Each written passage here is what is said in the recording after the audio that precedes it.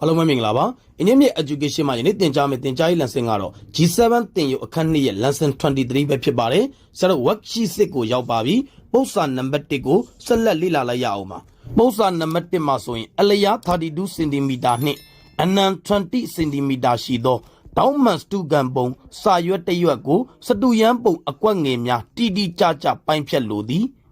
စတုရန်ကွက်ငယ်တစ်ခုဤဖြစ်နိုင်သောအကြီးဆုံးအနာအလျားကိုရှားပါလို့ပြောထားပါတယ်အလျားတန်မိုးသည်32 cm ပါ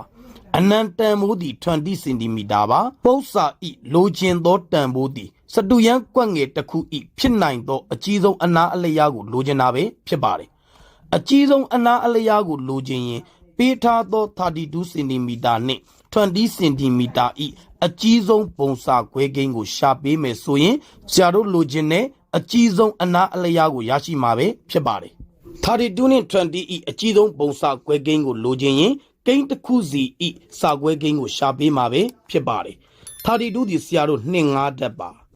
20ဤစာခွဲကိန်းရှာပါမယ်4 5လီ20ပါ20ဤစာခွဲကိန်းကိုပြောပါဆိုရင်2 square into 5ပဲဖြစ်ပါတယ်ကိန်းတစ်ခုစီဤစာခွဲကိန်းပြီးရင်ဆရာတို့အကြီးဆုံးပုံစာခွဲကိန်းရှာပေးလို့ရပါပြီအကြီးဆုံးပုံစာခွဲကိန်းကိုရှာသောနည်းလမ်းသည်တူတာကိုရှာအငယ်ဆုံးကိုယူပဲဖြစ်ပါတယ်တူတာသည်2တူပါတယ်အငယ်ဆုံးတန်ဖိုးကိုယူပါဆိုရင်2 square ကိုယူပေးရမှာပဲဖြစ်ပါတယ်နောက်ထပ်တူတာရှိသေးလားကြည့်တဲ့အခါမှာနောက်ထပ်တူတာမရှိတော့ပါဘူးထို့ကြောင့်2 square ဤတန်ဖိုးသည်4ပဲဖြစ်ပါတယ်